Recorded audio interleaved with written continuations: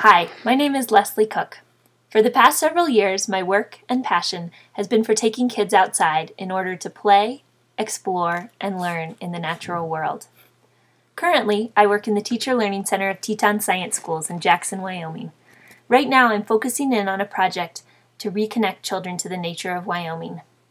This video will share with you some of my interests, background, and passions. Thank you for considering me for the Natural Leaders Summit. Enjoy. On an evening in early November, when I was living in northern Minnesota, a friend called me and simply said Northern Lights, then hung up.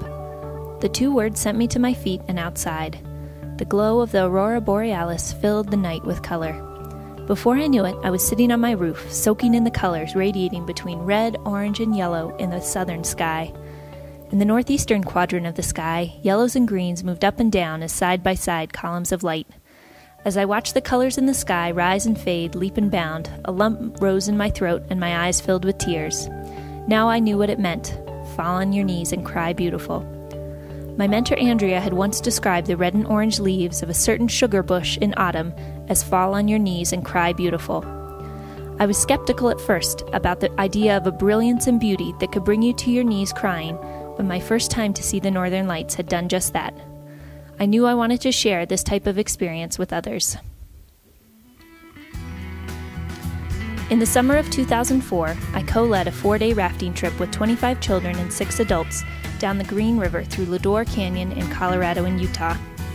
On the second night of the trip, we set up camp in a cottonwood grove above a sandy beach with a small peninsula into the river.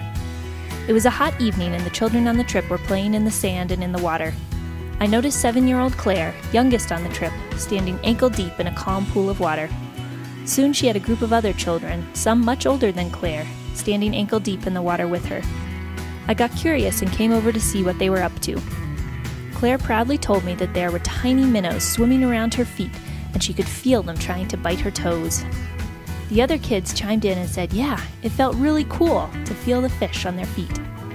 I joined them, and we all continued to stand in the shallow water for almost 30 minutes, laughing and watching the small fish swim around our feet. These children were fortunate enough to be in a stunning, remote canyon, and we were all experiencing the joy of soaking in the natural world and what it had to offer. Claire's excitement about the fish trying to nibble on her toes was contagious, and it was thrilling to watch these kids play outside.